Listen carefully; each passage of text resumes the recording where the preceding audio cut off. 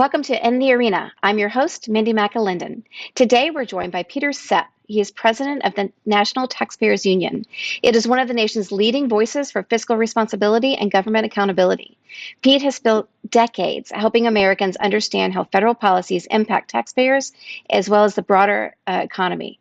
In this episode, we're tackling the growing housing crisis, how policies at Freddie-Mac and Fannie-Mae are shaping the mortgage market, what risks those policies may pose to taxpayers, and what reforms are needed to keep housing affordable and the financial system stable. Pete will help us break down what's really happening and why Arkansans should be paying close attention.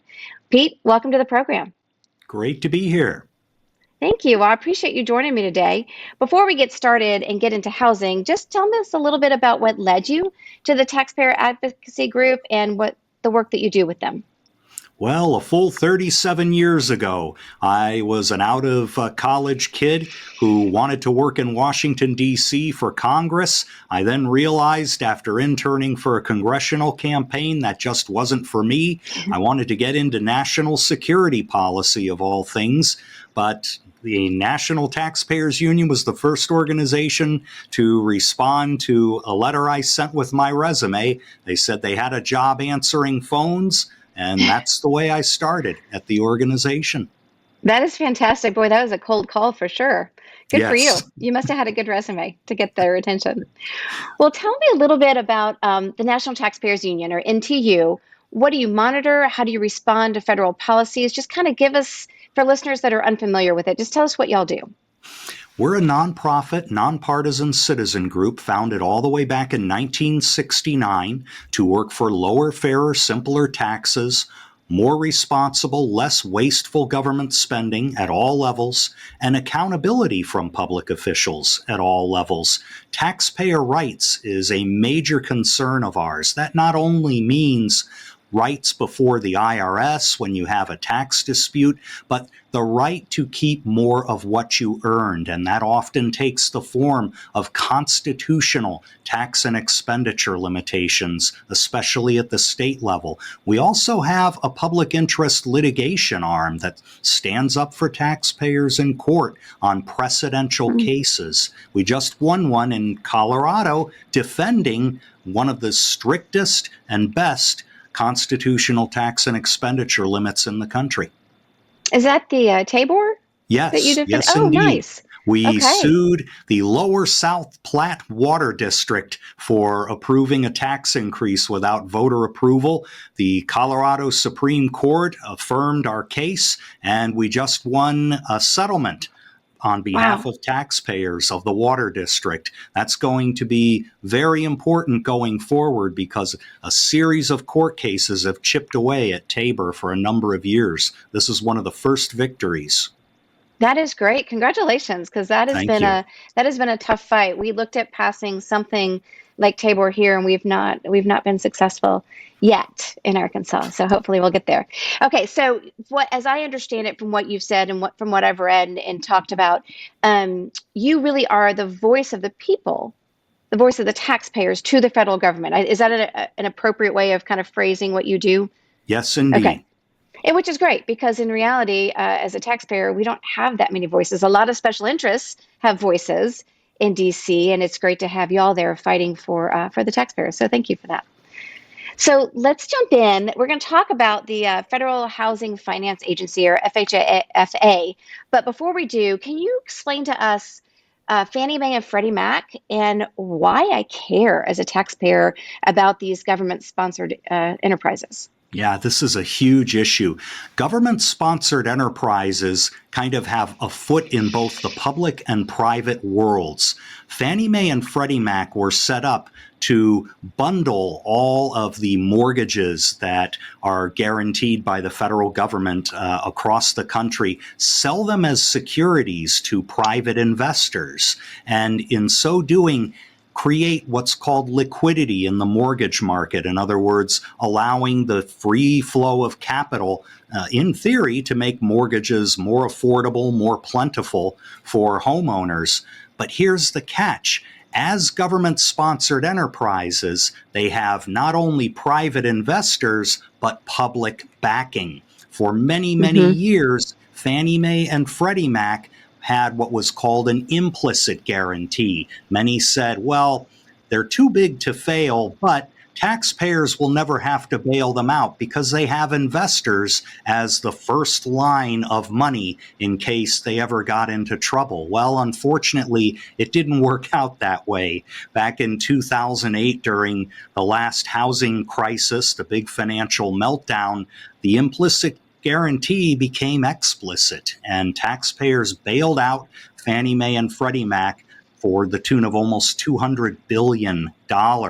And the federal government took partial ownership of Fannie Mae and Freddie Mac. They still have shareholders, but they are under a thing called conservatorship, meaning that if they fail again, taxpayers are absolutely positively on the hook for a bailout.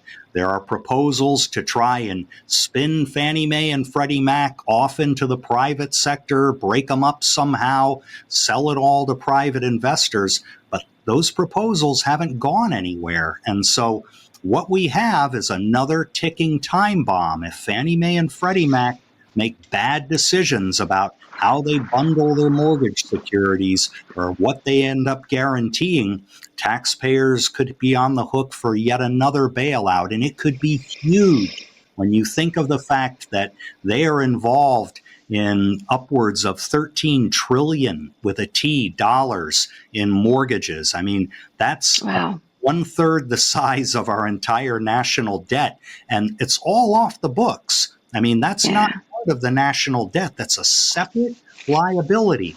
Taxpayers guarantee all of that. Would they ever have to pay 13 trillion? Well, no, but half a trillion, sure. And we can't afford that given the fiscal condition of the United States right now. We've got enough trouble with our national debt. We do. So let's dive into that a little bit more. So there was a recent announcement from the Federal Housing Finance Agency, FHFA, that they are changing the credit scoring rules for I always screw it up, for Freddie Mac and Fannie Mae. Talk to me more about the changes that they're doing and what that means for taxpayers. Well, first, the taxpayer's stake in credit scoring doesn't seem very big at all, but it actually is huge. The credit score is one of the most important tools that lenders, as well as Fannie and Freddie, have for assessing the risk of a loan. What does a credit score say about the borrower's ability to pay back the loan over time? It's an important measurement of risk. For many, many years, Fannie Mae and Freddie Mac used one score, the FICO score, to evaluate risk in loans. It's worked pretty well. And FICO scores are actually changing now to a new model called 10T, which is supposed to be more accurate in predicting risk and creditworthiness.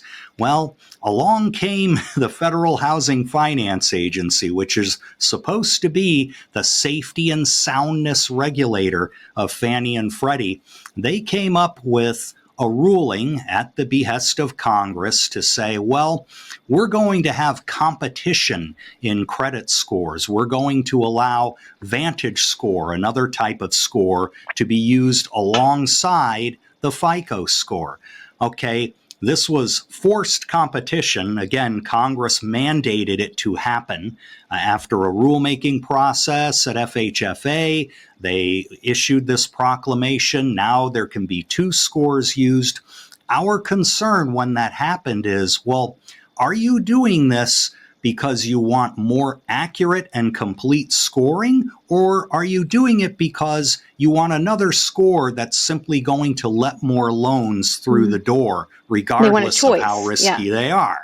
And it's the latter, because after the previous FHFA director, Sandra Thompson, under President Biden, left office, in comes Bill Pulte, President Trump's pick.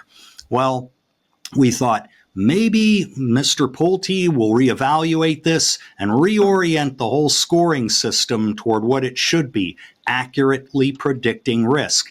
No, instead, in a 40-odd word tweet, he said, okay, we're going to allow the original FICO score and Vantage Score 4.0 to be used in all of these loans. We'll issue rules about it later. And unfortunately, that threw the mortgage market into a lot of turmoil, and it threw taxpayers into a lot of confusion because they're thinking, again, what's the purpose of all of this? Competition is a great word, but if all that's doing is increasing risk to the system, and I could get the bill for that, why are we doing it in the first place? Why don't we let competition happen the way it should, through market forces? The market will decide if 2, 3, or 4 different credit scores are worthwhile in predicting risk. The government really can't do that. So let me ask you this. I just want to dig down a little bit on that because, I mean, like you, free market, limited government, lower taxes. I think we're aligned on those issues. But I do see competition as a good thing, right? We see that ironing, sharpening iron, that we have better products when we have competition. So the idea of having 2 or 3 different credit scores seems really good. And I understand your point of, well, if I score 720 here, but a 680 here, I, as the lender, am going to pick the 720 and say, yeah, we can. But why would the FICO and Vantage score not be honing their products better in order to be the more readily accepted of the two? Like, why wouldn't competition be beneficial? Well, a lot of it has to do with politics, of course. Behind all of this, and in Congress, when they first mandated that FHFA hold a competition, were the concerns that not enough borrowers were being qualified for mortgages. And I think that is a policy question that Congress and the federal government should hold separately from the question of whether a given credit scoring model is valid or not.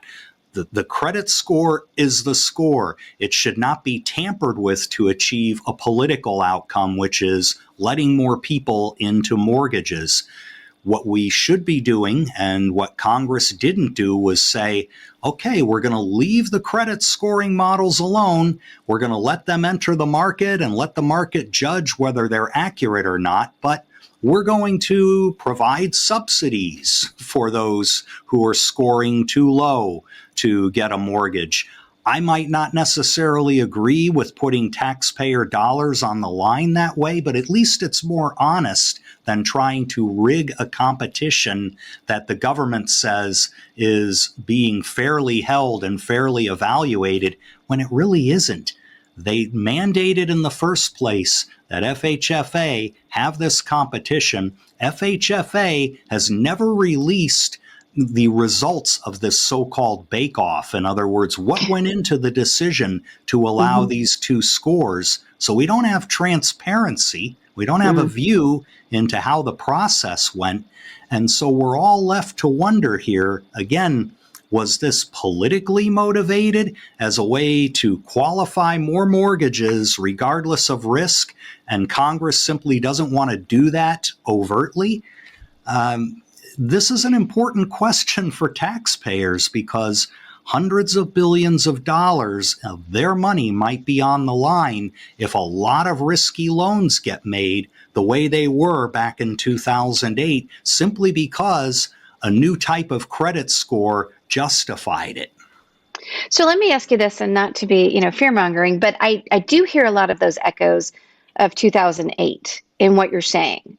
And again, that's a very simple interpretation, but I mean, I'm still hearing some of those echoes. And so are you saying that if we stay on this path, that we are potentially going down that same path as we did 2008, or is there a different situation here with different barriers in place to prevent us from kind of going over that cliff like we did back then? There are some new protections in place. For example, there are somewhat stricter capital standards for Fannie-Mae and Freddie-Mac. In other words, they have to hold a little more cash so that they can weather downturns. But the problem is there is the constant tension between letting Fannie and Freddie do what they want and protecting taxpayers. The Federal Housing Finance Agency was formed back in the late 2000s to replace something called the Office of Federal Housing Enterprise Oversight, another very long tongue twister, because that agency had been regulatorily captured by Fannie and Freddie. I mean, there was so much interaction that the oversight agency couldn't do its job. We can't risk even taking a few steps down that road, because that's how a contagion can really spread. And, it is easy to engage in fear mongering here. And so what we have to do is simply say, we never want to get to the point again where we have so few policy options that bailout is the only one. And the way you do that is to ask important questions the minute we start taking steps down the road that's riskier. What Fannie and Freddie might want to do with a new pilot program that says, okay, we're going to start guaranteeing mortgages on multifamily housing. All right, if you're going to do that, those are even more prone to failure in many areas of the country than single home residential mortgages. Let's ask the hard questions. Is that kind of bailout risk something that you can afford? Are your capital standards adequate? They are better than they were back in 2008, but they're not as strong as banks are required to keep. And yet these two institutions dwarf most banks in the entire United States. Yeah. So let me ask you just another question about FHFA. I know it's a federal agency. Does Congress have any oversight of that agency, or is most of what's happening here just going through this federal agency to make these decisions without any real say from Congress? Congress does indeed have oversight on FHFA. In fact, we have urged the House Financial Services Committee, for example, to ask FHFA to reveal the results to the extent that there's not any disclosure of sensitive individual financial information of this credit score competition, to say, what led you to this decision? People need to know that. People need to understand, if they carefully evaluated the risk that we have with a new model entering the picture and whether it's up to the job. That's called Transparency 101. Congress could insist that FHFA do that. And in fact, one of the important figures in all of this matter is French Hill, member of Congress from Arkansas, because he sits atop one of the most important committees in Congress that oversees FHFA and, in turn, Fannie and Freddie. Okay, and so this decision's been made that they want to go with Vantage and with FICO, sorry. And so then tell me, given that the decision's been made and you're looking for more transparency, what is your ask? Are you wanting people to reach out to Congress or to their congressmen to ask them for this transparency? Okay. Yes, absolutely. Okay. French Hill is an excellent member of Congress who is always looking out for taxpayers' interests. And if enough Arkansans contact him and say, this is an important issue to me, even if there's not an immediate threat of a bailout here, we never want to get to the point like we did in 2008. Hold hearings, ask FHFA to justify their decisions on credit scoring, and see what they say. That's the very first step, and I think it would be a smart one. Okay. Yes, and we are very proud of Congressman Hill. I love to brag that all four of our congressmen and both our senators have gavels. They all chair a committee, and little Arkansas plays above its weight, so we're proud of them. So that's a great reminder to contact Congressman Hill. So let me ask you one other quick question, and then we'll wrap up a little bit more. The housing market, right? It is front page news all the time. Housing prices, mortgage rates, rents, everything seems to be climbing. And we constantly hear that it's unaffordable, that we need more multifamily homes and those kinds of things. But from your perspective, do you have a thought on what you feel like is really driving this crisis up? Yeah, there are a lot of things, actually. Some of it's local, the fact that permitting and zoning and housing starts are highly regulated at the local government level, and localities need to stop getting in the way of home construction. Many of these laws, rent controls, work the same way. They are trying to tamp down prices with government putting a lid on what home builders or landlords can do, but all that ends up achieving is limiting the actual housing supply. Make it harder to build a house. Guess what? Yeah. You're going Yeah. to get less housing, and Yeah. make it so that landlords won't ever improve their apartment buildings because they can't charge any kind of appropriate rent. Well, the buildings are never going to get fixed up. So that's part of the problem. There is a federal role here too, though. The fact is that there are numerous layers of taxation on the purchase of a new home. Now, the One Big Beautiful Bill did one good thing in that it makes private mortgage insurance fully deductible in case you are a new homeowner. That can be a big expense. So being able to write it off is a pretty good thing for first-time homeowners. But there's still that state and local level of transfer taxes, upfront property tax payments, deed fees, all kinds of things. And I researched this when I put in comments with another federal agency that was asking about junk fees and lending, and was that making home ownership unaffordable? And I said, well, 44% of a typical new mortgage closing cost is attributable to taxes. Can you That's believe that? crazy. And when you think of that and the points that you might want to pay on your loan because interest rates are so high, if government policy is not concentrating on reducing taxes and reducing interest rates, nothing else really matters. Yeah. The affordability problem will always be there. I agree with you. And actually, at some point, I'd love to come back and talk property taxes with you, because that's one of my personal bugaboos, just to put a fine point on that. But you're right. We are seeing so much difficulty in having young people be able to get over those humps for homeownership.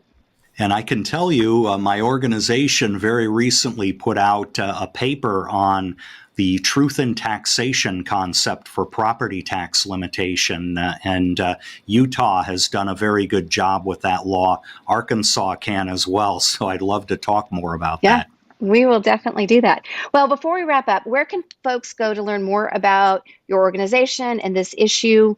Tell us where to go. They can visit us online at NTU, our initials for National Taxpayers Union, NTU.org. Okay. And then my final question is, if you think about the year coming up in 2026, what do you hope to accomplish with NTU?